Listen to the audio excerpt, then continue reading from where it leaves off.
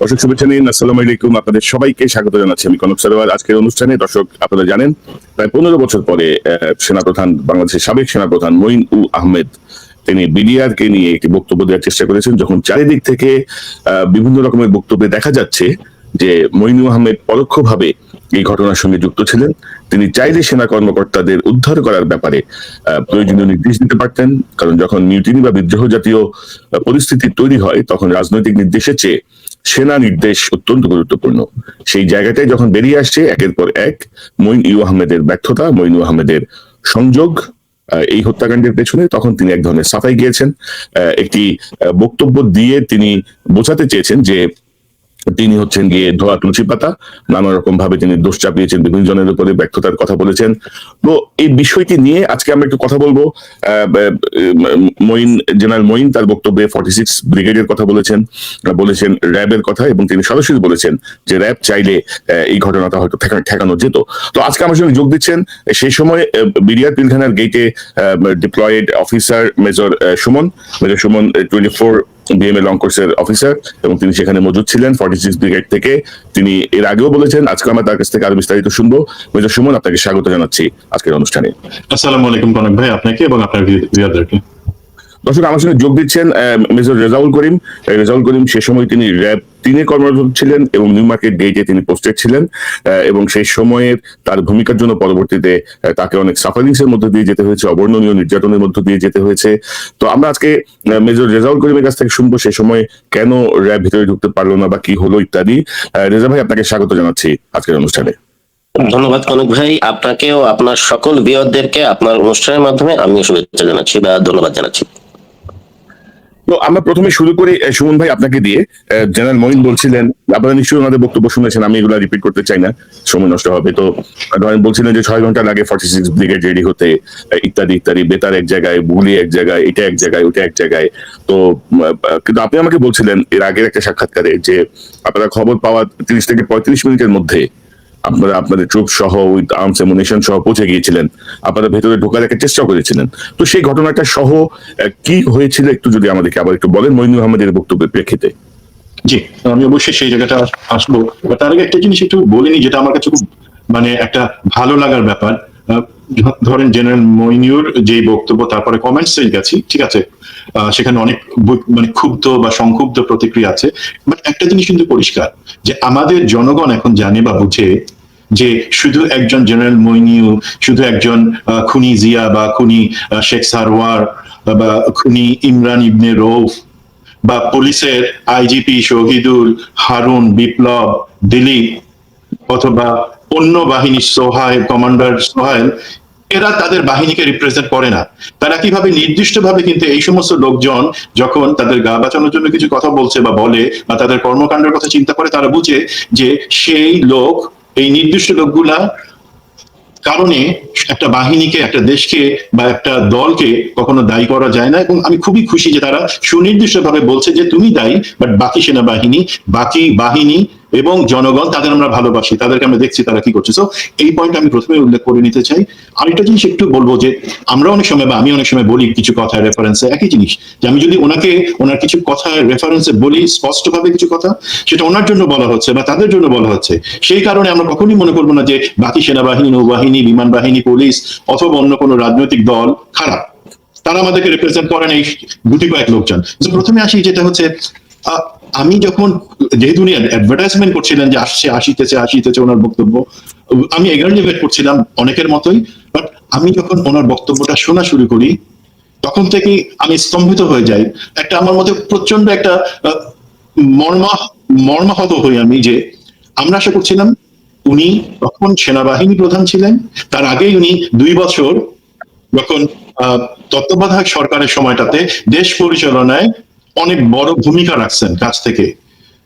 তো উনি বলবেন একটা পর্যালোচনার পয়েন্ট অফ ভিউ থেকে, সেই উচ্চতা থেকে, যেখান থেকে উনি আমাদেরকে জানাবেন যে অ্যাকচুয়ালি ওই লেভেলে, উপর লেভেলে, আমি এডিসি কে বললাম যমুনা থেকে 2 মিনিট ওয়েট করলাম, এই ধরনের সংবাদ পাঠ করা বা বর্ণনা তো লোকে অনেক জানে বা শুনছে। বাট অ্যাকচুয়ালি কি হয়েছে, কেন হয়েছে, ব্যর্থতাটা কেন, কি করা উচিত ছিল, সেই জিনিসগুলো আমাদের শোনার খুব ইচ্ছা ছিল। একই সাথে একটু হলেও আশা ছিল যে উনি জাতির কাছে ক্ষমা চাবেন, যে আমি পারি না। আমরা তো ক্ষমা চাই সবসময় শহীদ পরিবারের কাছে, জাতির কাছে, যে আমাদের ভূমিকাটা আমরা পালন করতে পারি নাই। উনি তার কোনোটাই করেন নাই।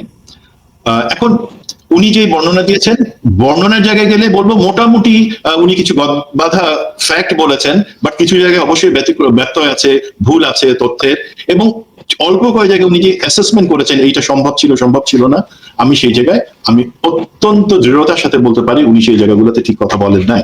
আমি প্রথম কথা আসে, আপনি যেটা বললেন যে উনি বলছেন প্রস্তুত হইতে বলছিলেন ব্রিগেডকে, দেন এত সময় 6 ঘন্টার মতন প্রিপারেশন টাইম লাগতো একটা অপারেশন পরিচালনার জন্য।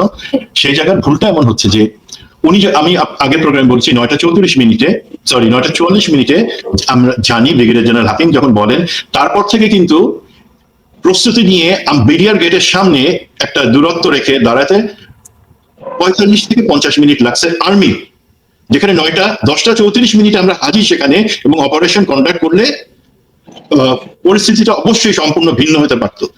আমাদের আগেই কিন্তু সেখান থেকে রেজা এবং র্যাব তারা সেখানে ছিল, ইভেন তাদেরকে দিয়েও যদি করানো হতো সেটা সম্ভব ছিল, বাট আমি মনে করি সেই পার্টটা রেজা অ্যাসেস করে বলবে, সেটা তার এখতিয়ার। তো উনি যে জিনিসটা বলছেন যে আর্মিকে রেডি হতে বলছেন এবং একটা সময় লাগতো অপারেশনের জন্য, সেটা ভুল। এবং ওনার পয়েন্ট থেকে নিয়ে আমি বলি যে আমাদের ভিউয়ারদের একটা জিনিসের জন্য 46 ইন্ডিপেন্ডেন্ট ইনফ্যান্ট্রি ব্রিগেড, সেটা কিন্তু হচ্ছে বাকি সেনাবাহিনী যত ডিভিশনে যত ইউনিট আছে বা অন্যান্য এলিমেন্টস আছে, তারা কিন্তু ডিভিশন কমান্ডার তাদের অর্ডারে চলে। একমাত্র 46 ব্রিগেড হচ্ছে সেনা প্রধানের স্ট্র্যাটেজিক ফোর্স, তাকে উনি মুভ করাতে পারেন, তাকে উনি অপারেশন অর্ডার দিতে পারেন। ইভেন ধরেন উনি কিন্তু ট্যাঙ্ক মুভ করাতে পারেন না। 75-এর এই ঘটনার পর থেকে কিন্তু ট্যাঙ্ক দেখবেন বা সবসময় ঢাকা থেকে দূরে রাখা হয়। ট্যাঙ্কের কমান্ডটা প্রতিরক্ষা মন্ত্রীর হাতে, প্রতিরক্ষা মন্ত্রী কুনি হাসিনা তার হাতে। সে সবসময় মনে করে ভয় পায়, সে আর্মির প্রতিটা সৈনিককে ভয় পায়, সে আর্মির প্রতিটা সদস্যকে ভয় পায় খুনি হাসিনা, সেই কারণে সে ট্যাঙ্কও দূরে রাখছে, মনে করছে আমিও তো একই পাবি, আমাকেও কবে মেরে ফেলে। যাই হোক, এখন 46 ব্রিগেড হচ্ছে সেনাপ্রধানের ডাইরেক্ট কমান্ড। তো উনি যদি 46, উনি নিজে বলেছেন উনি রিস্ক নিয়ে 46 ব্রিগেডকে মোবিলাইজ করতে বললেন। আমি যদি 46 ব্রিগেডকে বলি প্রস্তুতি নিতে এবং তাদেরকে সেখানে যদি যাইতে বলি, আমি কি তাদেরকে অপারেশনের আদেশ দেওয়ার ক্ষমতা রাখি না? অবশ্যই রাখি। উনি হচ্ছেন 46 ব্রিগেড কমান্ডারের উপরের একমাত্র অপারেশনাল কমান্ডার, যার আদেশ 46 ব্রিগেড, এবং আমরা মানতে পারি। দেন উনি বলেছেন আদেশের জন্য অপেক্ষা বর্ণানি কিছু, এই কথাগুলো বারবার উনি বলেছেন যে আদেশ ছাড়া সেনাবাহিনীর বা সশস্ত্র বাহিনীর শৃঙ্খলা এবং একটা চেইন অফ কমান্ড মেনটেন করে চলতে হয়। হ্যাঁ, এটা ঠিক, চেইন অফ কমান্ডের জিনিসটা তো আমি ঠিক ক্লিয়ার করি। সশস্ত্র বাহিনীর ভিতরে আমি মেজর সুমন অথবা দিদেন ক্যাপ্টেন রেজা, আমরা কিন্তু চেইন অফ কমান্ডের বাইরে যাবো না, বিকজ আমার সাথে সেখানে আরো ধরেন 16টা কোম্পানি আছি। আমি একা র্যাম্বো হয়ে লাফ দিলে যে মুশকিল, আমার সাথে সৈনিক তারা জানে তাদের কোর্ট মার্শাল হবেই। আমি হয়তো কোর্ট মার্শালের ঝুঁকি নিতে পারি, বাট যে আমি জানি না তার ইচ্ছা আছে কি নাই, চেইন অফ কমান্ডের কারণে তারাও কিন্তু তখন কোর্ট মার্শালের ঝুঁকির মধ্যে পড়ে যাবে। সেটা একটা ডিলেমা থাকে যে না ঠিক আছে, আমি কি তাদেরকেও একটা বিপদে ফেলবো, যেখানে বাকি কোম্পানিগুলো বলবে নো, চেইন অফ কমান্ড অনুযায়ী তখন আমাকে অ্যারেস্ট করার কথা বা আমাকে নিরস্ত্র করার কথা বা আমাকে মেরে ফেলার কথা দরকার যখন আমি চেইন অফ কমান্ড ব্রেক করছি। সেইটার ক্ষেত্রে সব থেকে চমৎকার একটা উপায় কি, যখন সশস্ত্র আর্মি উপরের কমান্ডার সেনাবাহিনী প্রধান উনি যদি বলে দেন আদেশটা যে না ঠিক আছে, আমার উপরে হচ্ছে পলিটিক্যাল বা রাজনৈতিক লিডারশিপ সরকার, তার সাথে আমি দেখবো আমার অধীনের 46 ব্রিগেড, তুমি যাও, তুমি গেছো সেখানে পৌঁছাইছো, তুমি অ্যাসেস করতে পারতেছো, তুমি ভিতরে ঢুকে উদ্ধার করো। টাইমিংটা দেখেন 10:34। আমার বিশ্বাস তখন হয়তো 1-2 জন শহীদ হয়েছেন, তার বাদে বাকি সবাই জীবিত ছিলেন। তো এই জায়গাটাতে আমি বলবো উনি, ওনার দায়িত্ব ছিল গেটে কে দাঁড়ানো, কাকে ফোন করছে সেটা না। উনি কি ভূমিকা রাখতে পারতেন? উনি সেখানে শুধু ব্যর্থ না, উনি সেখানে সম্পূর্ণভাবে একটা দায়িত্ব জ্ঞানহীনতার পরিচয় দিয়েছেন। Sorry general Moinuddin Ahmed, but আমি তো পরিষ্কার করে বলছি যে আপনি দায়িত্ব জ্ঞানহীনতার পরিচয় দিয়েছেন। আপনি যে কমান্ড দিয়ে যে চলো হাকিম তুমি তোমার ট্রুপসের ব্রিগেডকে নিয়ে ভিতরে যাও, একটা লাইন বলার মতো সাহস রাখেন নাই। কেন সাহস রাখেন নাই সেই জায়গায় আমি একটু কভার করবো। এটা হয়তো অন্য কোনো পর্বে কোনোভাবে আসতে পারে। সেটা হচ্ছে আমরা জানি যে কিভাবে 2008 সালের আগস্ট সেপ্টেম্বর মাসে সেট আপ করে জেনারেল মঈন আওয়ামী লীগকে ক্ষমতায় আনার জিনিসটা চূড়ান্ত করেন, তখন ডিজিএফ এর দুইজন অফিসার, সিনিয়র লেভেল অফিসার, সেটা প্রতিবাদ করে বলেছিলেন আপনি শুধু হাসিনার সাথে আলাপ করে সশস্ত্র বাহিনীর সেফটি এনশোর করছেন, ইনডেমনিটি এনশোর করছেন, আপনাকে তো বাকি অপোজিশন পার্টির সাথে কথা বলতে হবে। তখন তাদেরকে বিভিন্নভাবে শাটডাউন করা এবং একদিনের মধ্যে পোস্টিং করে ডিজিএফআই থেকে বের করে দেওয়া হয়। মানে আমরা বলি কিন্তু ডিজিএফআই তে ভালো অফিসার আছে, খারাপ অফিসার আছে। ভালো অফিসাররা বলেছেন সেটা সে শুনেন নাই। এখন তার পরবর্তীতে যখন তিনি শেখ হাসিনার কাছে সমস্ত কিছু দিয়ে দিলেন, তার সামনে উনি বশ্যতা স্বীকার করলেন, উনি কিন্তু তারপরে যে 9টা মাস সেনাপ্রধানের দায়িত্ব ছিলেন, কোনোদিন মাথা উঁচু করে কোনো সিদ্ধান্ত নেয়া বা নিতে পারেন নাই। যার একটা আমরা দেখি প্রতিচ্ছবিটা এই পিলখানা হত্যাকাণ্ডে, সেখানে উনি জানেন, উনি দেখতে পাচ্ছেন, ঠিক আছে আমার ডিলেম আছে, আমাকে প্রতিরক্ষা মন্ত্রী তো হচ্ছে প্রধানমন্ত্রী আর সশস্ত্র বাহিনীর কমান্ডার হচ্ছে প্রেসিডেন্ট, তো প্রতিরক্ষা মন্ত্রীর আদেশের জন্য আমাকে অপেক্ষা করতে হবে। আচ্ছা আমি কি এমন ব্রেস্টফিডিং বেবি যে আমি বুঝি না যে কেন তৎকালীন খুনি হাসিনা মিটিং এর পর মিটিং করে যাচ্ছে, যেখানে জাতির এত বড় দুর্যোগ, যেখানে এর থেকে বড় দুর্যোগ তো আমরা স্বাধীনতার পরে ফেস করি নাই, সেখানে সে মিটিং করে যাচ্ছে, সেই মিটিং এর পরে আবার আরেকটা কি ছোট্ট মিটিং করছে, পলিটিক্যাল লোকজন সেখানে ইম্পর্টেন্স পাচ্ছে, আমি সেনা প্রধান, আমার সাথে সে কথাই বলতেছে না, আমি কি তখন সেটা বুঝতে পারি না যে এটা একটা ডিলে গেম চলতেছে, নিশ্চিত করার জন্য যে যত ডিলে হয় সেই সময়ের মধ্যে সমস্ত অফিসারকে সেখানে মেরে ফেলা হবে, যার প্ল্যানিংটা খুনি হাসিনা এবং তার লোকজন ভারতের সাথে বসে মিলে করছে, সেটুকু বোঝার মতো বুদ্ধি কি আমার নাই? আমি কি এতই শিশু? তিনি সেই শিশু ছিলেন না।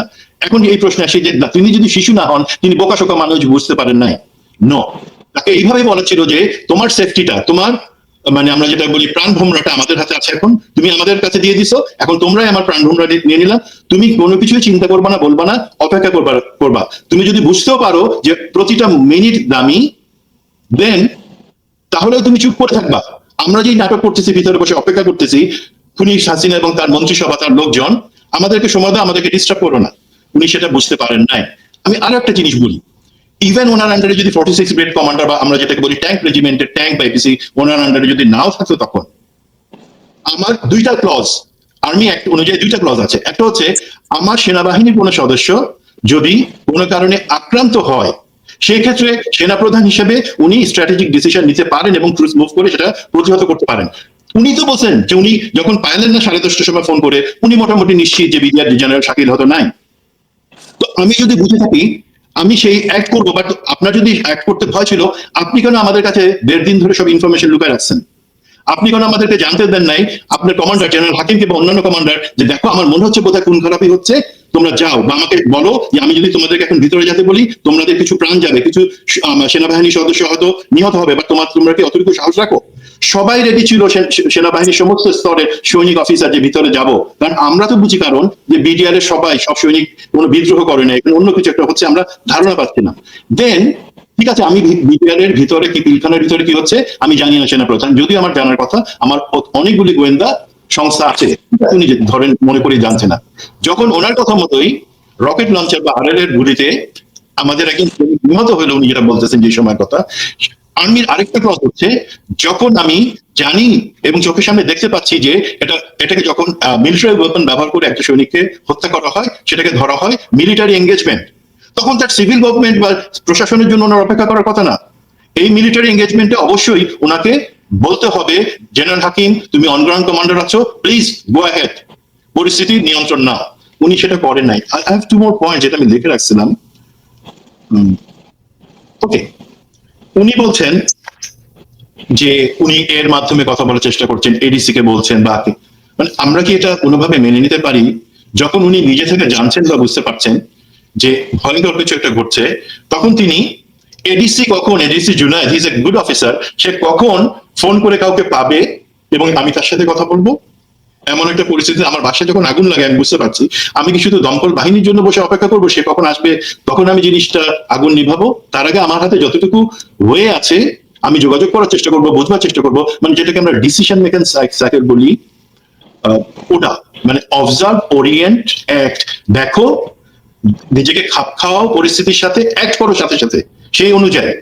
তো সেই জিনিসগুলা উনি করেন নাই। দেন ওনার কথায় যে জিনিসগুলো আছে, এটিএন বাংলা, আমরা জানি মাহফুজুর রহমান সে হচ্ছে গাদ্দার, খুনি এবং একই সাথে অর্থ পিশাচ, তিনটা জিনিসই একসাথে। তার লোকজন যখন অপপ্রচার শুরু করে দিল, উনি তো শুনতে পাচ্ছেন অ্যাটলিস্ট সেই চ্যানেলে, তখনও কিন্তু বুঝতে পারেন নাই যে এটা একটা চক্রান্তের অংশ, যেখানে মিডিয়াকে দিয়ে সেনাবাহিনীর সদস্য যারা বিডিআরে আছেন তাদের উপর কালিমা লাগানো হচ্ছে।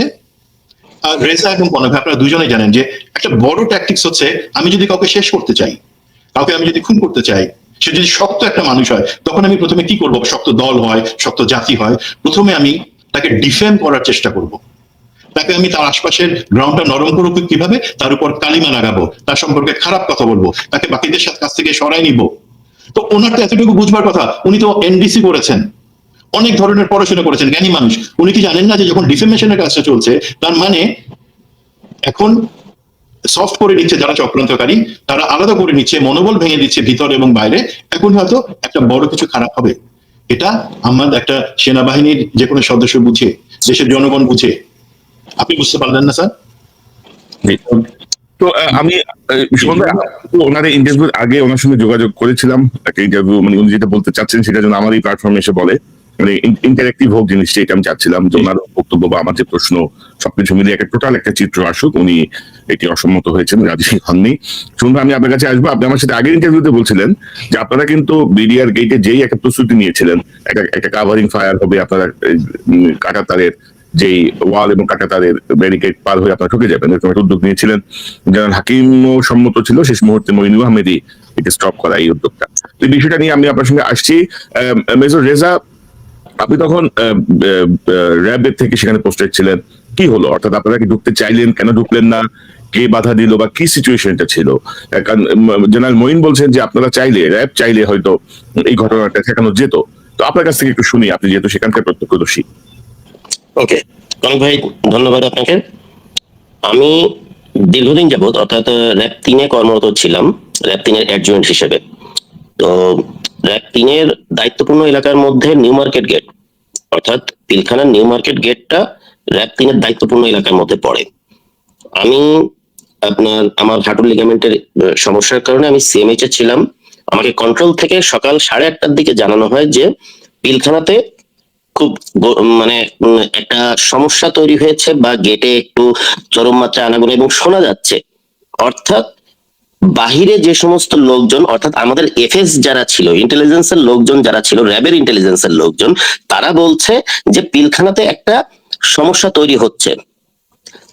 তখনই সঙ্গে সঙ্গে আমাদেরকে মানে কন্ট্রোল থেকে জানানো হয়, ঠিক আছে, আমাদের মানে CPC-4 অর্থাৎ স্পেশাল কোম্পানি যেটা থাকে, তাদেরকে মুভ করানো হয়। যেটা কোম্পানি কমান্ডার ছিল হচ্ছে এডি, অর্থাৎ আনসারের এডি শহীদ ভাই, আর হচ্ছে কোম্পানি 2IC ছিল ক্যাপ্টেন শফিক, আর আমি অ্যাডজুয়েন্ট ছিলাম, আর হচ্ছে সিও ছিলেন হচ্ছে কর্নেল জাকির। উনি জাস্ট কিছুদিন আগেই এসছেন, তার আগে ছিলেন কর্নেল নুরান, উইং কমান্ডার সুলতান নুরানি স্যার। তো আমরা খুব ঘনিষ্ঠ ছিলাম গুলজার স্যারের সঙ্গে। তো এটা আমাদের সিও অর্থাৎ প্রিভিয়াস সিও যিনি সুলতান নুরানি স্যার, গুলজার স্যারের সঙ্গে খুবই ঘনিষ্ঠ ছিলেন। তো ইনিশিয়ালি আমরা আমাদের CPC-4 কে, অর্থাৎ মানে স্পেশাল কোম্পানি যেটা, সেটাকে মুভ করাই। আর আমাদের এমনি নিয়মিত পেট্রোল যেটা ছিল, অর্থাৎ 30 থেকে 40 জনের একটা টিমকে ওই জায়গাটায় মুভ করানো হয়। সিও আসেন, আমি সিএমএস থেকেও যে জয়েন করি ওইখানে। তো আপনার আনুমানিক 9:30 অথবা 40-এর মধ্যে কর্নেল জাহিদ, উনি আমার প্রিভিয়াস সিও ছিলেন, অর্থাৎ 31 বেঙ্গল এবং 1 বীরের স্যারের কল আসে যে একটা অসন্তোষ দেখা দিচ্ছে এবং দরবার হলের মধ্যে একটু সমস্যা মনে হচ্ছে, তো তোমরা কি ইয়েতে আছো? তো আলটিমেটলি তার একদিন আগেও আমার সঙ্গে কর্নেল জাহিদ এবং তার ফ্যামিলি সহ আমরা একসঙ্গে বসে ডিনার করেছি। তো আমরা বলি, স্যার আমরা অলরেডি নিউ মার্কেট গেটে আছি, কোনো ইয়ে নাই, কোনো সমস্যা নাই, ইনশাল্লাহ আমরা দেখছি। তো আপনার এরপরে দেখা যায় যে ভিতরে গোলাগুলির আওয়াজ পাই আমরা 10:45টার দিকে। প্রথম যেটা 9:40 আর 9:45-এর দিকে আমরা প্রথম গোলাগুলির আওয়াজটা পাই বিভিন্ন জায়গায়, এবং সৈনিকদের মানে বিডিআর সোলজারদের দৌড়াদৌড়ি এবং অন্যান্য একটা বোঝা যায় যে, এবং মুখে লাল ধরনের কাপড় পেঁচিয়ে পিলখানা গেটে এসে হ্যান্ড মাইকে তারা ঘোষণা করতে থাকে যে তারা এখন থেকে বিদ্রোহ ঘোষণা করছে। তো ইনিশিয়াল টাইমে আমাদের যে পেট্রোল এবং আমাদের CPC-4 এর যে কোম্পানি টুআইসি থাকে সে হচ্ছে কোম্পানি টুআইসি যে ছিল সে হচ্ছে ক্যাপ্টেন শফিক, সে তার একজন ডিএডি কে ফায়ার ওপেন করার কথা বলে এবং সে শর্টগানে ফায়ার ওপেনও করে। ডিএডি মোজাম্মেল অর লিয়াকত এরকম কোন একজন তাকে ফায়ার ওপেন করতে বলে এবং সে ফায়ার ওপেনও করে এবং এই ফায়ারের কারণে তারা পিছিয়ে যায়। অর্থাৎ নিউ মার্কেট গেটে বিডিআর এর যে সমস্ত জওয়ান ছিল মিনিমাম 15 থেকে 20 জন, যারা কিনা ওই গেটের উপরে 4 থেকে 5 জন এবং নিচে বাকি লোক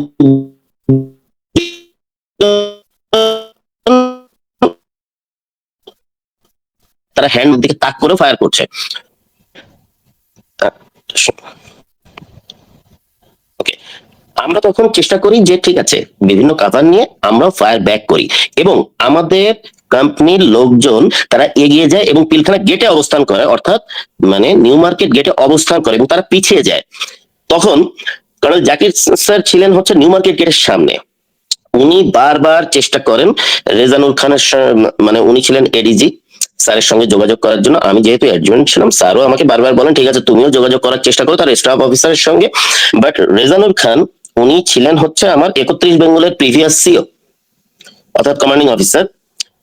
তো আমি পার্সোনালি রেজানুল খানকে বহুবার ফোন দেওয়ার চেষ্টা করি সরাসরি যখন তার স্টাফ অফিসারকে না পাই, কারণ তার ফোন বরাবরই ব্যস্ত ছিল। কিন্তু তখনও যে যখন না পাই, এরপরে একটা পর্যায়ে যে যখন তার সঙ্গে কথা হয় কর্নেল জাকিরের, কোনোভাবেই উনি পারমিশন দেননি এবং আমরা কেন ফায়ার ওপেন করেছি সেটার জন্য আমাকে স্ট্যান্ড রিলিজ করা হয়। ওইখান থেকে আমাকে কর্নেল জাকিরকে বলা হয় যে ঠিক আছে ক্যাপ্টেন রেজাকে স্ট্যান্ড রিলিজ করা হোক, তাকে তার মাদার ইউনিটে পাঠা দেওয়া হোক। ঠিক আছে, তো তবুও আমাদের লোকজন যারা ওইখানে ছিল অর্থাৎ ক্যাপ্টেন শফিকের আন্ডারে যারা ছিল তারা ফুললি ক্যাপাবল ছিল যে ওই ফোর্স নিয়ে তারা ভিতরে এগিয়ে যাওয়ার। কারণ বিডিআর ফোর্স, আপনি যদি কর্নেল জাহিদের কর্নেল গুলজার স্যারের একটা কথোপকথনের শুনে থাকেন, যেটা কনক সরোয়ার ভাই হয়তো শুনেছেন কিনা জানি না, যেটা হচ্ছে র্যাব টুর সিও কর্নেল জামান স্যারকে কর্নেল গুলজার স্যার নিজে ফোন করে বলেন যে এরা খুব ভীতু, তোমরা চেষ্টা করো ঢোকার জন্য, এরা পালা যাবে সব। তো ultimately this was the fact যে বিডিআর সৈনিকরা আমরা যখন প্রথম ফায়ার ওপেন করি তারা আলটিমেটলি পিছনে হটে যায় এবং আমাদের ট্রুপসটা লিটারালি গেটে অবস্থান করে। এবং এটা কেন করা হলো এই জন্য মানে কর্নেল রেজানুল খান উনি যারপন্যায় ক্ষিপ্ত ছিলেন এবং তারপরে আমাদেরকে বলা হয় যে না আমাদেরকে পিছিয়ে আসতে 1 কিলোমিটার পিছে, অর্থাৎ নিউ মার্কেট গেট পার হয়েও যেটা ওই যে 4 রাস্তার মোড় সেইখানে এসে অবস্থান নিতে বলা হয় এবং কর্ডন করে রাখতে বলা হয়, যাতে করে কোনোভাবেই যেন এখান থেকে কোনো কিছু বা কোনো ধরনের র্যাবের সৈনিক বা কেউ যেন কোনো ধরনের কোনো ফায়ার ব্যাক বা মানে আক্রমণ করার চেষ্টা না করে। এর মধ্যে আমাদের ডিএডি মোজাম্মেল বা উনিও একটু মানে বুলেট ইনজিউর্ড ছিলেন, তার এই পাশের মানে গলার পাশ দিয়ে অলরেডি বুলেট চলেও যায়, কিন্তু আমরা কোনোভাবেই তার কাছ থেকে পারমিশন পাই না। এরপরে আমাদের ওইখানে যে অবস্থানটা ছিল, আমরা ঠিক 9:50 সময় আমরা অ্যাটাক করার জন্য প্রস্তুত ছিলাম। এটা ঠিক যে প্রথম অ্যাটাকটা আমরা 9:50 সময় ফুল ফ্লেজেড অ্যাটাক করার জন্য প্রস্তুত ছিলাম এবং আমাদের প্রস্তাবনা ছিল অর্থাৎ র্যাব থেকে আমার কোর্সমেট অর্থাৎ ক্যাপ্টেন মাজহার, যে নূর মোহাম্মদ সাহেবের জামাই ছিল তৎকালীন আইজিপি, আমি ব্যক্তিগতভাবে মাঝহারের বড় ভাই হায়দার স্যারের মাধ্যমে নূর মোহাম্মদ স্যারের সঙ্গে যোগাযোগ করার চেষ্টা করি। মাঝহার আমার ক্লাসমেট ছিল এবং কোর্সমেটও ছিল। তো তবু আমরা কোনো ধরনের কোনো সদুত্তর পাইনি। তো 9:50 সময় আমাদেরকে পারমিশন দেওয়া হয় না। এরপরে দ্বিতীয়বার অ্যাটাকের জন্য আমরা 11টার সময় প্রস্তাবনা করি যে আমরা ফুললি রেডি। ততক্ষণে আমাদের র্যাব 10 হাজারিবাগের gate, RAB 3 New Market gate এবং র্যাব 2 মেইন যে জিগাতলার গেট যেটা মেইন গেট সেটাতে অলরেডি পজিশনে আছে। তখনও যদি আমাদেরকে 11টার সময় যদি আমাদেরকে পারমিশন দেওয়া হতো, তবুও RAB was quite capable enough যারা কিনা ইনিশিয়াল থার্স্টটা দিতে পারতো, কিন্তু সেটারও আমাদের কোনো দেওয়া হয় না। এরপরে 12টার সময় আমরা আবার চেষ্টা করি, কিন্তু কোনোভাবেই দেওয়া হয় না। জেনারেল মইনু আহমেদ, আমি যাকে এমিরেটাস ফিল্ড মার্শাল হিসেবে আমি বলি যে সে হচ্ছে এমিরেটাস ফিল্ড মার্শাল, তো উনি যখন মানে উনি ক্যাপ্টেন শফিকের নামটা খুব ভালো মতো মনে রাখছেন। উনি তার বক্তব্যের মধ্যে ক্যাপ্টেন শফিকের নামটা বলছেন যে ক্যাপ্টেন শফিক 350 জন, যদিও আমাদের কাছে 350 জন ছিল না, আমাদের র্যাব 3 পক্ষ থেকে অনলি 50 থেকে 55 জন মতো লোকজন ছিল। তো র্যাব 10 ওইদিকে ছিল, যেটা হাজারীবাগ গেটে, আর হচ্ছে র্যাব 2 ছিল হচ্ছে জামান স্যারের আন্ডারে, কর্নেল জামান, তার আন্ডারে র্যাব 2 ছিল হচ্ছে মেইন জিগাতলা গেটে।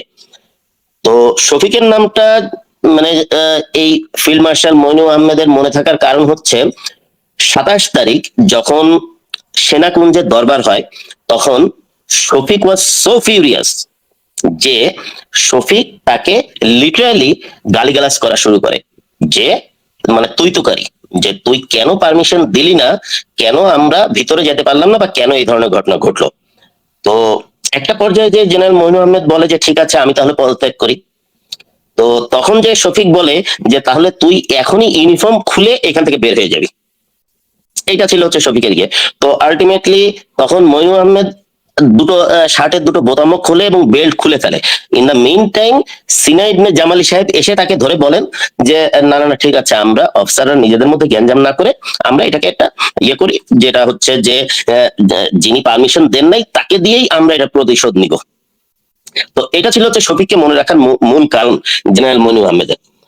বাট এরপরও উনি যখন মানে বিকাল 5টা পর্যন্ত তার, অর্থাৎ 3টা সাড়ে 3টার দিকে, তখনও পর্যন্ত আমরা ফুল ফ্লেজেড প্রস্তুত ছিলাম, যে কোনো মুহূর্তে যদি বলে তাহলে আমরা পিলখানা 3টা গেটে র্যাবের 3টা ব্যাটালিয়ন যে কোনো সময় দখল নেওয়ার জন্য প্রস্তুত ছিল। This was true. পরবর্তী সময় যে কর্নেল রেজানুর খানের বক্তব্য কি ছিল, তিনি কেন পারমিশন দিলেন না, বা এটা নিয়ে কোনো আপনারা ইয়ে করেছেন, উনি এখন কোথায় আছেন? Okay, colonel Rezanur Khan was highly privileged মানে ডিউরিং দিস লাস্ট 15 ইয়ার্স। তো উনি লাস্ট যতদূর মনে পড়ে উনি একজন মানে মেজর জেনারেল অবস্থায় রিটায়ার করেছেন, এবং মানে উনি এরপরে র্যাবের এডিজি থেকে উনি 46 ব্রিগেড মানে সরাসরি জেনারেল হাকিমের জায়গা রিপ্লেস করেন, 46 ব্রিগেড কমান্ডার হিসেবে আসেন। এবং তারপরে হচ্ছে আমাদের যে ঘটনাটা ঘটে, যে আমাদের ব্যাপারে একটা মানে আমাদের 4জন কমান্ডো এবং একজন যে কিনা সরাসরি জেনারেল মইনুলের এডিসি ছিলেন। তো এই 5জনকে নিয়ে একটা গল্প তৈরি করা হয় যে ব্যারিস্টার তাপসের উপর বোমা হামলার। তো আমাদেরকে উনার তত্ত্বাবধানে আটকে রাখা হয়, এবং মানে এরপরে যতদূর জানি যে উনি মেজর জেনারেল অবস্থায় রিটায়ার করেছেন এবং অ্যাম্বাসেডরও ছিলেন। এবং সবচেয়ে মজার ব্যাপার হচ্ছে কনক ভাই, যে কিছুদিন আগে 3য় মাত্রায় যখন কথা বলি, তো তারপরে খুব নাম করা একজন উনি আমাকে ফোন দেন, অর্থাৎ উনি আমাকে বলার চেষ্টা করেন যে যেহেতু রেজানুর খান সাহেব ছিলেন আমারই ইউনিটের প্রাক্তন সিও কমান্ডিং অফিসার, তো যেন তার নামটা না বলি।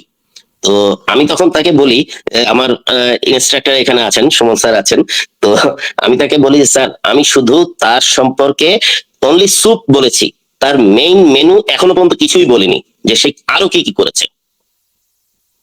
করেক্ট ভাই, এখানে জাস্ট একটা আমি ফিলার দিই।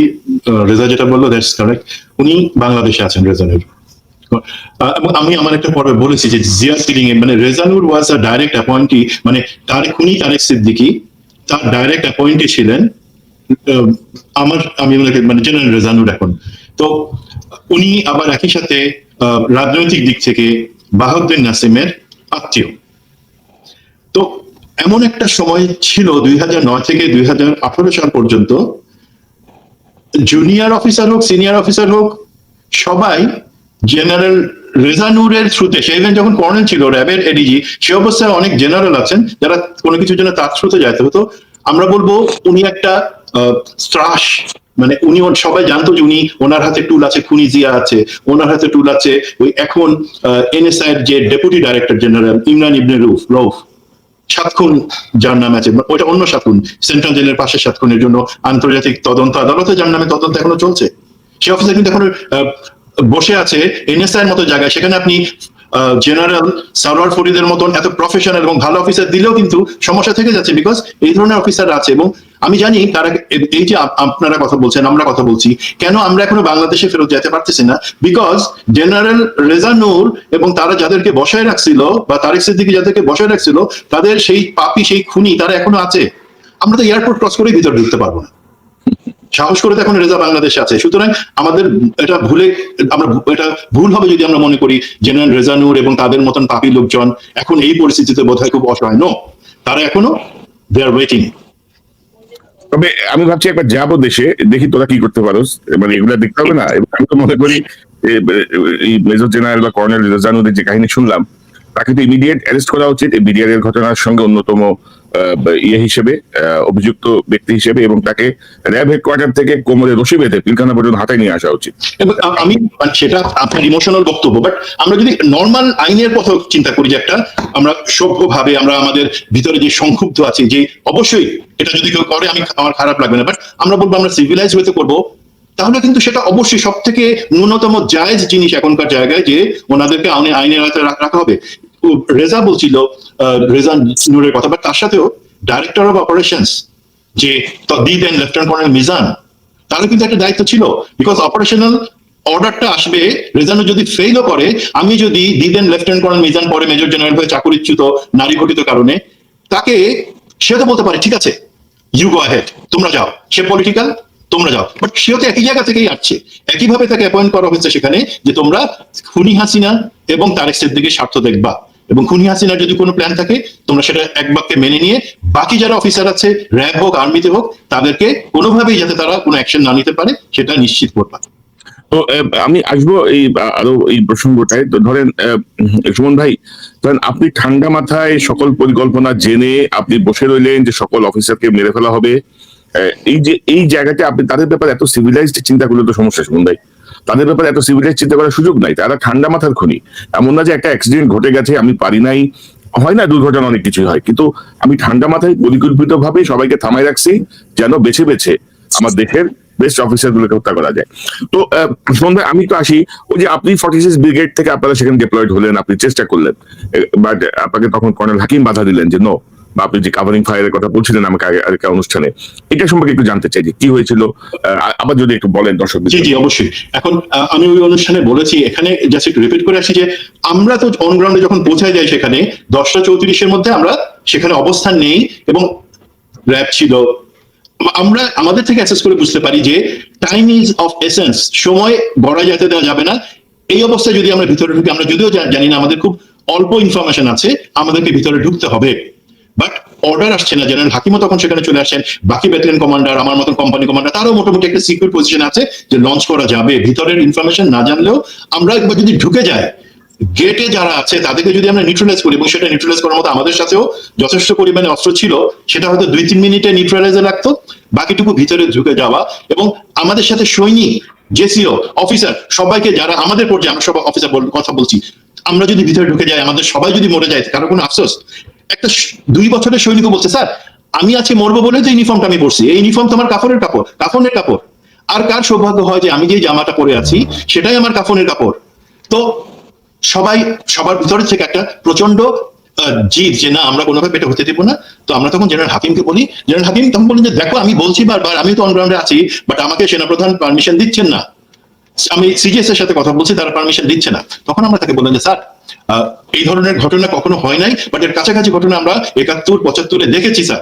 তখন কিন্তু আমাদের মতন অফিসারদেরকে দায়িত্ব নিতে হয়েছে।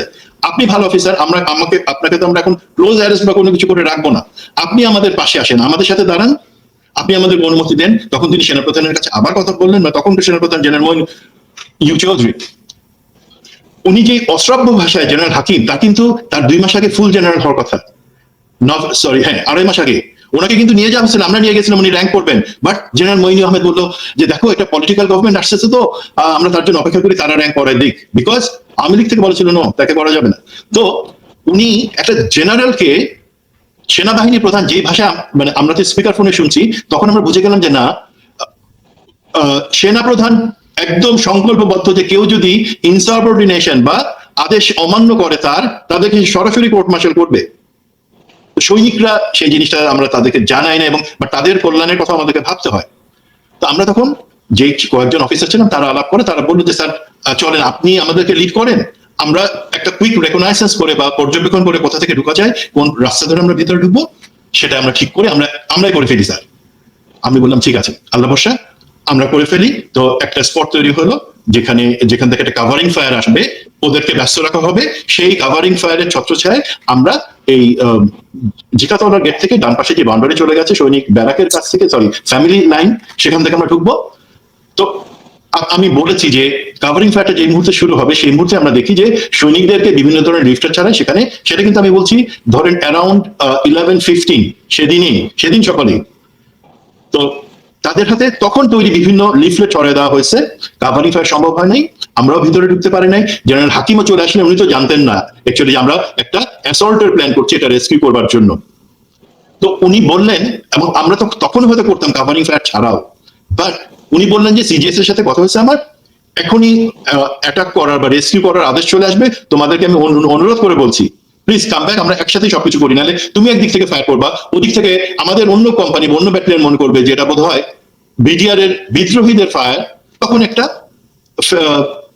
ফ্রেন্ডলি ফায়ার হয়ে যাবে যেখানে অনেক ক্যাজুয়ালিটি হতে পারে। প্লিজ তুমি একা থেকে ডিসিশন নিও না, আসো আমরা সবাই একসাথে বলি। আমরা সেটা অ্যাকসেপ্ট করে আসছি এবং জানেন যে পরবর্তীতে সেটা কখনো কার্যকর হয় নাই। আমাদেরকে শেষ পর্যন্ত মৃতদেহগুলো উদ্ধার করার জন্য, শহীদদের মৃতদেহ উদ্ধার করার জন্য আলটিমেটলি ভিতরে ঢুকতে হয়েছে, আমরা কিছুই করতে পারি নাই। তো এখানে একটা জিনিস বলি কনক ভাই, সেটা হচ্ছে এই যে ইনসাবঅর্ডিনেশন, সেই কারণে কিন্তু আমি বলেছি যে মার্চের প্রথম সপ্তাহে আমাকে ডিজিএফআই তে নিয়ে গিয়ে টর্চার করা হয়। আমি হচ্ছে কিন্তু বাংলাদেশ সেনাবাহিনীর প্রথম অফিসার, যে একজন সার্ভিং ইউনিফর্ম পরিহিত একজন অফিসার, রিটায়ার তখনো করি নাই আমি, তাকে নিয়ে যে বিডিআর এ আটকায় রেখে টর্চার করা, I was the first one. সেটা করার পিছনে এবং তাদের প্রশ্ন করে, এই প্রশ্ন করেছিল কে, চাকরি করে না কিন্তু তারা কেউ ডিজিএফআই তে, রাশিদুল আলম যে পরে র্যাবে ছিল এখনো বোধহয় চাকরিতে আছে, দেন কে করেছে এখন NSI deputy director general Imran Ibne Rouf, তারা আমাকে টর্চার করেছে। কেন? তুমি কেন ইনসাবঅর্ডিনেশন করেছো? তোমাকে বলা হয়েছিল যে কোনো ট্রুথ মুভ করবে না, কেন তুমি অ্যাসল্ট করতে গেছিলা? কেন তুমি মিডিয়াতে কথা বলছো? কেন তুমি কি বলছো যে কিভাবে তারা হত্যা করছে এবং সেখানে যে বাইরের সংশ্লিষ্টতা আছে, সে রাজনৈতিক সংশ্লিষ্টতা আছে, কেন তুমি তোমার ইন্টারভিউ গুলোতে বলছো? বিএনপি কি তোমাকে টাকা দিছে? সো দেখেন, তারা কিন্তু, আমরা মনে করতেছে যে আমরা স্মার্ট, আমরা ভিতরে ঢুকতে পারলাম না, কেন পারলাম না একটু যদি এখন চিন্তা করি, এই সমস্ত কিছু কিন্তু ছিল প্ল্যান।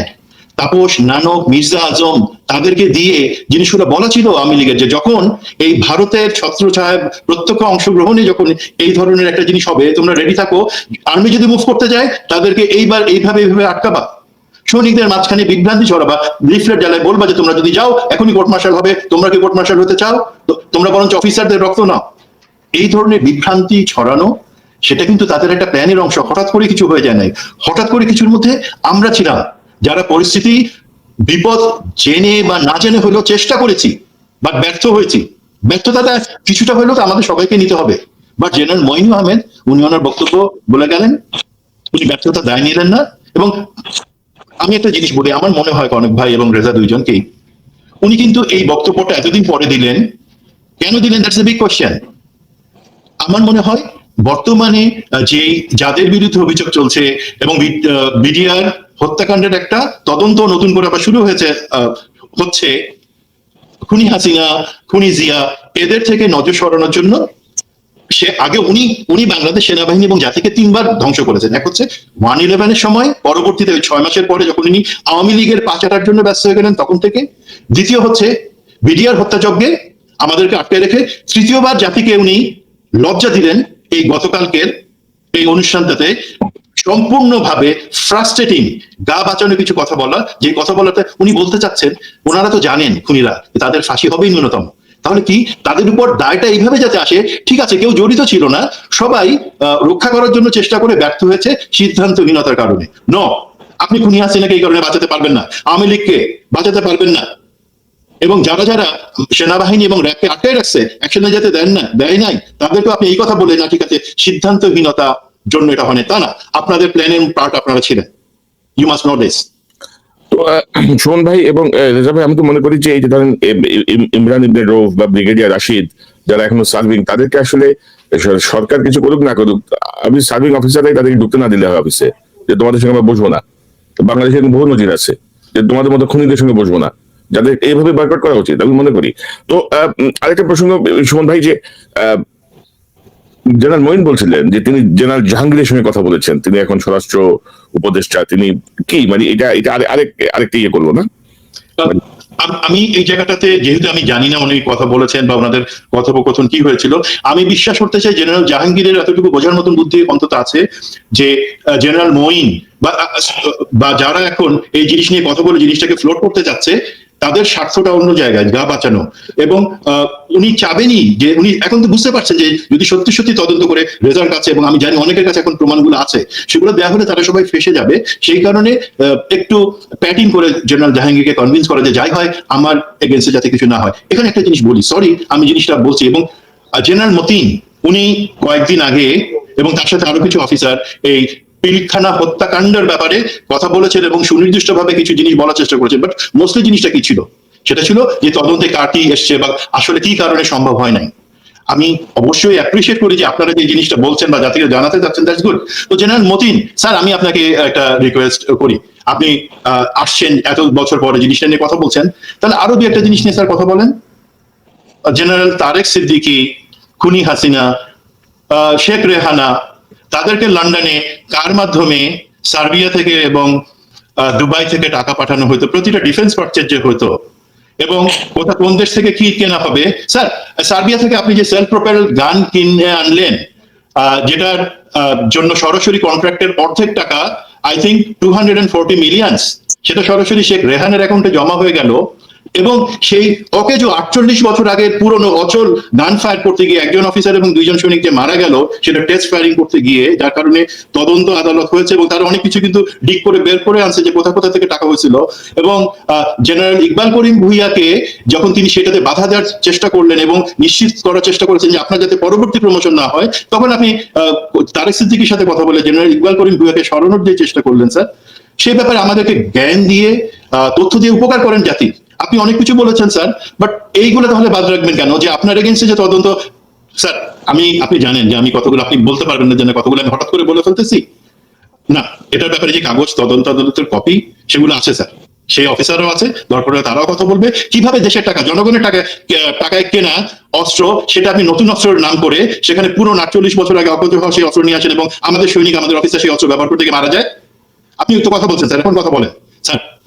আমি সবার জন্যই বলছি, এখানে আর্মিতে এই জিনিসটা যে হয় তা না, যে একদম এটা হয়।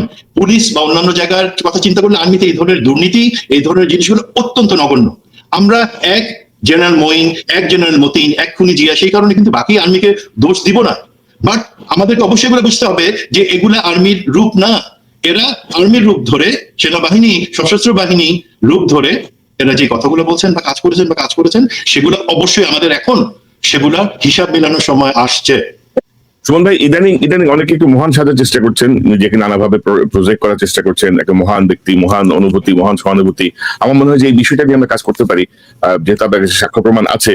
এই যে পারচেসটা নিয়ে কিভাবে চুরিটা হলো, এই বিষয়গুলো সামনে আসা দরকার। আসলে আমরা যেহেতু আমাদের সেনাবাহিনীকে ভালোবাসি, আমাদের প্রত্যেকটা মুভ ভালোর জন্যই, এবং এটাকে নেগেটিভলি প্রজেক্ট করার কোনো সুযোগ নাই। তো মেজর রেজা, আপনাকে স্ট্যান্ড রিলিজ করা হলো পিয়ার গেটে, স্ট্যান্ড রিলিজ করা হলো, তারপরে কি হলো একটু সংক্ষেপে বলেন।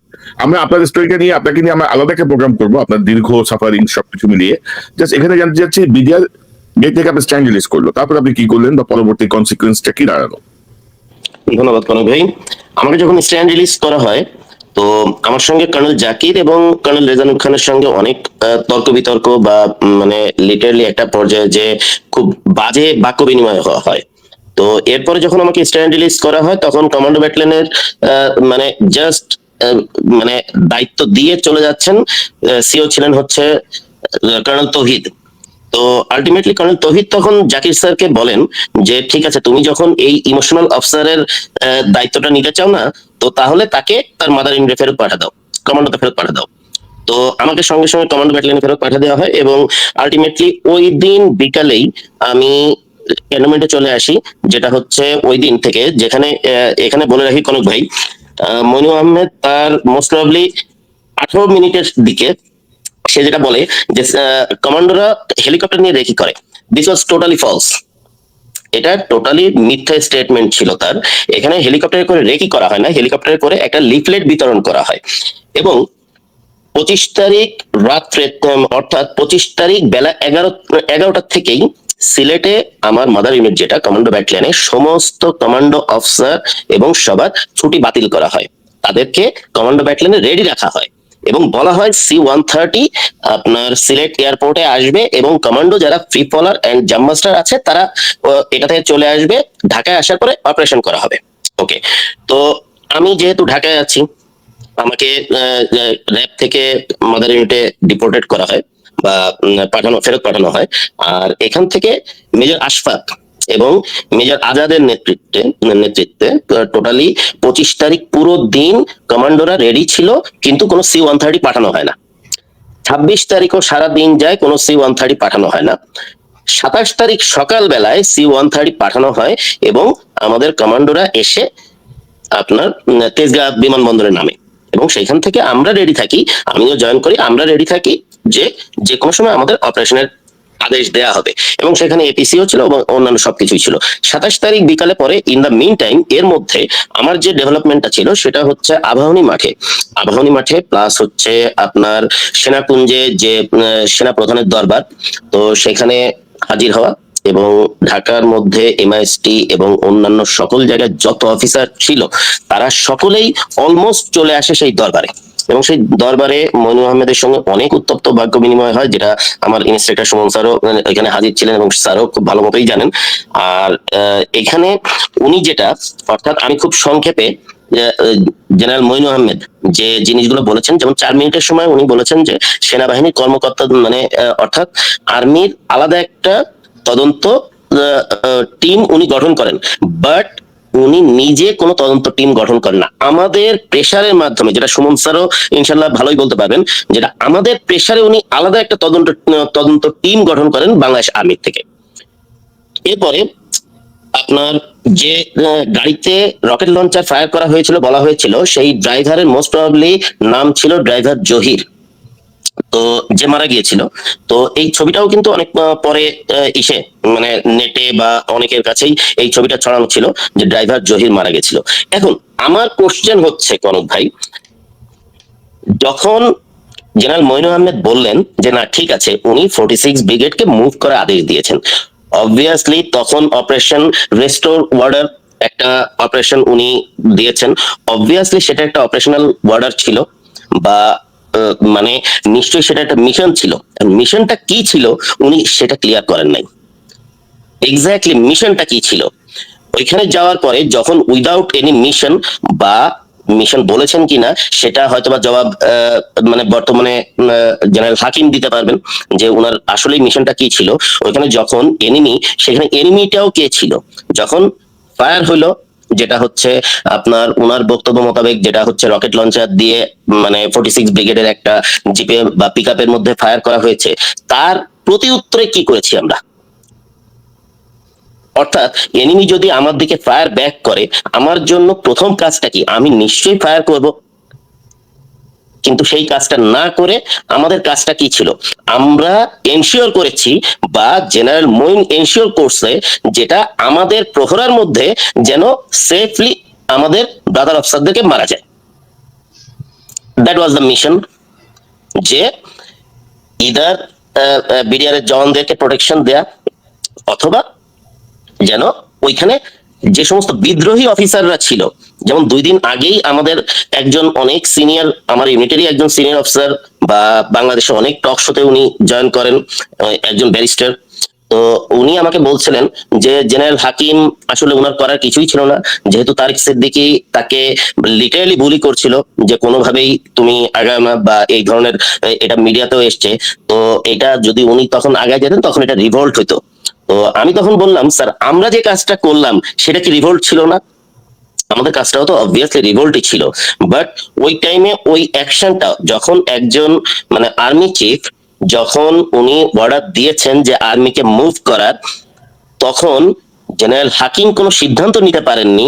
বা আমি 27 তারিখের কথা বলতে পারি, আমার ব্যাটালিয়নের মেজর আজাদ যখন উনার গাড়ির পিছনে এপিসি নিয়ে মুভ করছেন, উনি যখন দেরি করছেন তখন আজাদ স্যার তাকে বলেন যে স্যার এটা স্পেশাল অপারেশন, সুতরাং আমরা আগে যাই আপনারা পিছনে আসেন।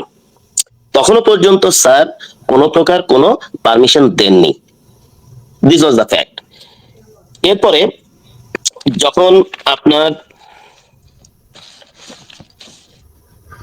26 তারিখে যখন সকলের লাশগুলো পাওয়া যাচ্ছে, বা মানে আমরা যখন খুব ফিউরিয়াস সব ব্যাটালিয়ন থেকে বা সবাই যারা এমআইএসটি বলেন বা অন্যান্য জায়গায় যারা, তাদের কিন্তু প্রথমে আপনার এইখানে এমআইএসটির কোর্স গুলো বাতিল হয়, তাদেরকে ইউনিটের সঙ্গে সংযুক্ত করা হয় এবং তাদেরকে বলা হয়, মুভ অর্ডার দেওয়া হয় যে হ্যাঁ তারা ব্যাটালিয়নের সঙ্গে সংযুক্ত করা এবং তারা অপারেশনে জয়েন করবে। এবং 26 তারিখে মইনুল আহমেদের প্রধানতম কাজ ছিল যে এই বিদ্রোহী অফিসার গুলোকে ঠেকায় রাখা আবাহনী মাঠে, আর কোনো কিছুই না। তখনও যদি আমরা, আপনি হয়তোবা কনক ভাই জানেন যে পরবর্তীতে বিভিন্ন ভাবে, যেমন কিছুদিন আগেও সঞ্জিদা আর সাজিয়া ইসলাম নামে একটা মেয়ে সিটি সেলের, সেও পর্যন্ত বলেছে যে সিস্টেম অ্যানালিস্ট যে সিটি সেলের, যে তারা অফিসারদের লোকেশন খুঁজে খুঁজে ট্র্যাক করে করে তারপরে হত্যা করা হয়েছে। তো 26 তারিখ বিকালেও যদি আমাদেরকে পারমিশন দেয়া হতো, তবুও আমরা মনে করি বা আমাদের মধ্যে একটা চালু ছিল, অন্তত আমাদের ফ্যামিলিজ গুলো যাদের কোনো দোষ ছিল না, আমরা ঠিক আছে, আমরা শপথ নিয়ে আর্মিতে ঢুকেছি যে না ঠিক আছে, দেশের প্রয়োজনে যে কোনো সময় মারা যাওয়ার জন্য আমি প্রস্তুত, বাট আমাদের ফ্যামিলিজ, এদের তো কোনো দোষ ছিল না। এদের কি দোষ ছিল যে তারা এই পরিমাণ একটা ট্রমার মধ্যে এতদিন যাবত মানে সার্ভাইভ করে আসার পরও তারা তাদের ন্যায় বিচারটা পায় না, এটাই ছিল। তো আমার মনে হয় যে ধরেন এই মুহূর্তে আমরা যেটা দেখছি যে তারেক সিদ্দিক, তার ওয়াইফ শাহিন সিদ্দিক ইতিমধ্যে পালিয়ে গেছে। শোনা যাচ্ছে যে জেনারেল মুজিব এবং জেনারেল সাইফুল তাদেরকেও বিশেষ ব্যবস্থায় পার করে দেওয়া হয়েছে। কদিন আগে শুনছিলাম তারা অন্তরীণ আছেন, তাদেরকে পার করে দেওয়া হয়েছে। তো ধরেন এই জাতীয় যারা অফিসার, যাদের কথা আলোচনায় আসছে, ধরেন ইমরান ইবনে রউফ, ব্রিগেডিয়ার রাশিদ বা ধরেন রেজানুর খান, এরকম যারা ধরেন বিস্ফোরা, সেনাবাহিনীর ভেতরে বিস্ফোরা বা ক্যান্সার সেল, এদেরকে আমরা জেনারেল ওয়াকারুজ্জামানের কি কোনো ভূমিকা থাকতে পারে যে এই ক্যান্সার সেল গুলোকে নিউট্রালাইজ করা, বা যেভাবে ধরেন আমাদের মেজর রেজাকে ধরেন আটকে রাখা হয়েছিল, অন্তরীণ করে রাখা হয়েছিল বিচার পর্যন্ত, মানে বিচারের নামে যে প্রহসন, তো এখানে তো প্রহসন চাই না আমরা যে বিচার হোক, কিন্তু তার আগ পর্যন্ত তাদেরকে ডিটাচ করে রাখার কোনো ওয়ে জেনারেল ওয়াকার নিতে পারেন কিনা, মেজর সুমন কি মনে করেন? আমি এই জায়গাটাতে মনে করি একটা রিকোয়েস্ট, আমি জানি না যে জেনারেল ওয়াকার এই জিনিসটা শুনবেন কিনা, তাকে রিকোয়েস্ট করবো যে স্যার আপনি একটু জেনারেল মঈনের যেই বক্তব্যটা এসছে সেটা আপনি অবশ্যই দেখেছেন আমি জানি, সেটার কমেন্ট গুলো একটা পড়েন। সেখানে আমি প্রায় ক্লোজ টু 4,500 কমেন্ট এই পর্যন্ত কভার করেছি। একটা জিনিস কিন্তু পরিষ্কার, জাতি জানে ভালোকে খারাপকে, একটা মোটা দেখে তারা কিন্তু জানে, ভিতরে একটু হয়তো সবটুকু আমরা কেউ জানি না। তো এবং দেখবেন সেখানে কিভাবে তুলনামূলক একটা বিচার করা হচ্ছে। এটা কিন্তু আমরা শহীদ জেনারেল জিয়ার যে 75 উনি যেভাবে মহানায়ক হয়ে গেলেন, তারপরে কিন্তু এই ধরনের কোনো একটা মহানায়কের জায়গায় কোনো সেনাপ্রধান বসতে পারেন নাই। জাতি কিন্তু তাকে সেখানে বসাচ্ছে এবং বিশ্বাস রাখতে চাচ্ছে। তো আপনার যদি, আপনি জানেন আপনি সঠিক কাজ করতেছেন, আপনি জানেন আপনার পপুলার সাপোর্ট আছে, আপনি জানেন সেনাবাহিনী থেকে শুরু করে জনগণের 95% লোক আপনাকে সাপোর্ট করবে, এখন তো আপনার দ্বিধার কিছু নাই যে না ঠিক আছে আমি কিভাবে আমি আমার আগের একটা অনুষ্ঠানে বলেছি, যেই খুনি বা দুর্নীতিগ্রস্ত অফিসারদের কথা আমরা বলছি, তারা তো আর্মিকে রিপ্রেজেন্ট করে না, তারা হচ্ছে দুষ্ট ক্ষত, সেইটুকু আমি এমপিউট করবো, আমার এখানে একটা পড়া হয়েছে আমি সেটাকে এমপিউট করে ফেলে দিব, তাহলে আমি সুস্থ থাকবো। এবং সেই ক্ষেত্রে যদি শূন্যস্থান পূরণ হয়, যেমন আমার শরীরে একটা জায়গা আমি কেটে সেখানে মাংস আপনার থেকে ন্যাচারালি গজাবে, আমাদের যেই পরবর্তী ধাপের যে অফিসাররা আছেন, অনেক যোগ্য অফিসার আছেন, তারা সেটা পূর্ণ করবে। সুতরাং এখানে আপনাকে, আপনি যে জায়গায় আসছেন এবং শুধুমাত্র আপনার না ঠিক আছে আমি হিরো হবো তা আপনি চান না, আমি জানি, জাতির জন্য তো আপনাকে কিছু করতে হবে প্রতিদানে, যাতে আপনাকে আজকে এই জায়গাটাতে বসাচ্ছে। তো প্রতিদানটা কি? সেটা হচ্ছে এই সরকারকে সহযোগিতা করা এবং নিশ্চিত করা যে না ঠিক আছে আজকে এই তত্ত্বাবধায়ক সরকার হয়তো একদিন থাকবে, আরেকদিন চলে যাবে, বা আপনিও হয়তো সেনাপ্রধান সবসময়ের জন্য থাকবেন না, বাট আপনি এই দুষ্ট ক্ষতগুলোকে দূরে সরাই দিবেন। এখন অনেকের সমস্যা আছে, হয়তো বলবেন আমি তো বলি না, বেসামরিক প্রশাসন এবং পুলিশের কথা বলতে গেলে তো আমার মনে হয় আপনার 5 ঘন্টার এপিসোড লাগবে, সেই শহীদুল থেকে শুরু করে বাকিদের কথা বলতে গেলে। বাট আমরা মনে করি এবং আপনিও জানেন, বাংলাদেশের মানুষের চোখে শেষ ভরসার জায়গা মানুষের মধ্যে সেটা হচ্ছে বাংলাদেশ সেনাবাহিনী, এটা অনস্বীকার্য। তো আমরা সমালোচনা তো আমার পুলিশের আইজিপি শহীদুল বা চোর বেনজি তাকে করে লাভ নাই, আমি করব যেখানে এখনো লোকে তাকায় আছে, যে সেনাবাহিনীর মধ্যে এই সংস্কারটা আনেন। এবং এই ক্ষেত্রে সবার বিচার বা সবাইকে আপনার সরাতে হবে না, যাদের কথা সুস্পষ্ট ইভেন দেশের প্রতিটা লোকও জানে, আপনিও জানেন যে তারা কতটা খারাপ। কারো হচ্ছে ইমরান ইবনে রউফের চেহারা নায়কের মতন, ওকে নো ভালো ক্রিকেট খেলে, that is not the thing. His a killer. আপনি জানেন 2007 সালে আওয়ামী লীগের কাছে এই শেখ হাসিনার বিরুদ্ধে তদন্ত যে আমি একটু বলি, যে সমস্ত প্রমাণাদি জোগাড় হচ্ছিল টাস্ক ফোর্স, সেই ইমরান ইবনে রউফ সেগুলো সে শেখ হাসিনার আইনজীবীদের কাছে পৌঁছায় দিত। চিন্তা করে দেখেন, আমি হচ্ছে টাস্ক ফোর্সের অংশ, ডিজিএফ অন্য জায়গা থেকে যেটা আমি পাচ্ছি সেগুলো আমি সেখানে পৌঁছে দিচ্ছি। দেন ইলিয়াস আলী, দেন সালাউদ্দিন বিএনপি, দেন ব্রিগেডিয়ার জেনারেল আজমি, তারপরে এই ধরনের বা হেফাজতের যেই হত্যাকাণ্ড, সেটা তো আমরা জানি র্যাব 11 জিয়ার সাথে র্যাব 11 থেকে ও জয়েন করছিল তখন ইমরান ইবনে রউফ। এতগুলা ঘটনার যার সাথে সংশ্লিষ্ট এবং যার নামে আন্তর্জাতিক তদন্ত আদালতে 7টা খুনের মামলা আছে, তাকে আমি এখনো রেখে দিচ্ছি। সেটা তো আমার আলাদাভাবে বিচার করার দরকার নেই। তাকে আমি প্রথমে সরাই, বা তার মতো শেখ সারওয়ার বা যারা আছে তাদেরকে প্রথমে আমি সরাই সেখান থেকে, তারপরে আমি বিচার করি। বাট তাহলে তো এগুলো না হলে তো কাজ হবে না। আর আপনার তো আলহামদুলিল্লাহ কোনো সমস্যা নাই, you are being supported by আমাদের 18 কোটি লোকের বেশিরভাগই আপনাকে সাপোর্ট করছে, প্রশাসনের সাপোর্ট আছে। আর যদি আমাকে 30 সেকেন্ড দেন, আমি অত্যন্ত ব্যথিত স্যার, ওয়াকার স্যার। আপনি একটা জিনিস চিন্তা করে দেখেন, জেনারেল আজমিকে কিন্তু 5 তারিখে বের করা হয় নাই আয়নাঘর থেকে, 7 তারিখে বের করা হয়েছে। তো 7 তারিখে ওনাকে যখন বের করা হলো, তার মানে আপনি তো স্যার পক্ষে আছেন এই অভ্যুত্থান, আন্দোলন, বিপ্লব যেটা হোক, আপনি তো তার অংশ। আপনার কোন একটা অফিসার বা ডিজিএফআই তখন যে ছিল, তাকে এতটুকু পরিমাণে বিবেকে লাগে নাই যে আমি জেনারেল আজমি বা তার মতো আর যাদেরকে আমরা আয়নাঘর থেকে মুক্ত করে দিচ্ছি, তাদের কাছে মাফ চাই নেই বা ন্যূনতম সৌজন্য দেখাই। আমরা তাদেরকে মারি নাই, তাদের ছেড়ে দিছি। তোমরা কি যারা এটা করছিল খুনি, তোমরা কি মহান যে তাদেরকে জানে মারো নাই? তোমরা মহান না, বাট তোমরা এতটুকু করতে পারতাম যে তাদেরকে রাস্তার মধ্যে ছুড়ে ফেলার থেকে। কারণ দেশের প্রতিটা লোক এখন জানে, কেউ তো বোকা না যে কিভাবে হয়েছে না। ঠিক আছে, লিগাল কারণে, আইনগত কারণে আমরা ডিজিএফআই বা আয়নাঘরকে ফাঁসাবো না, সেটা থেকে দূরে থাকার জন্য আমরা স্বীকার করবো না। সবাই জানে স্যার, এটা নিয়ে স্বীকার না স্বীকার করার কিছু নাই। আমি তাদের কাছে মাফ চাই নিতাম যে ভাই তোমাদের উপর অন্যায় করা হয়েছে, আমরা অনেকে হয়তো অন্যায় করছি, বাট তোমরা যারা জীবিত আছো প্লিজ আমাদেরকে মাফ করে দিও। আমি সসম্মানে আমি তাদেরকে ডিজিএফআই অথবা র্যাব বা অন্যান্য যে জায়গায় আয়নাঘর 5-7টা আছে, প্রতি জায়গা থেকে তাদের সসম্মানে বের করে আনতাম। আপনাকে জেনারেল আজমি, আমাদের সবার লজ্জা উচিত, জেনারেল আজমি আপনার অনেক প্রশংসা করেছে, ধন্যবাদ দিয়েছে, বাট ওনার কি বা তার মতো যারা আয়নাঘরে ছিল তাদেরকে অতটুকু প্রাপ্য ছিল না? তাদেরকে সসম্মানে বলা, হ্যাঁ খারাপ হয়েছে, খারাপের সাথে আমরা আর নাই, সসম্মানে তাদেরকে বের করে দিচ্ছি। তো এই জিনিসগুলো আমাদেরকে পরিষ্কার একটা জায়গায়, স্বচ্ছতার জায়গায় আসতে হবে। আমরা যদি এখনো ঢাকঢাক গুড় করি, তাহলে তো অনেক কিছুতে আমরা সন্দেহের মধ্যে পড়ে যাব। তো এখন জনসমর্থন আছে, প্লিজ স্বচ্ছতার মধ্যে থেকে যারা কালপ্রিট আছে, খুব বেশি না, অল্প কিছু মাত্র, তাদেরকে ক্লিয়ার করলে ইনশাল্লাহ আমাদের আর রেজার মতো গুম হয়ে থেকে নির্যাতন করতে হবে না। শুধু রেজা কি, তার চিন্তা করেন সেই ফ্যামিলি গুলার কথা। প্লিজ এই জিনিসটা আমি অবশ্যই বলবো জেনারেল ওয়াকারকে এবং সরকারকে আশু পদক্ষেপ নেওয়ার জন্য। জি মেজর রেজা, আপনার বক্তব্য ওয়াকার সাহেব কি করতে পারে বা কি করা উচিত কি মনে করেন?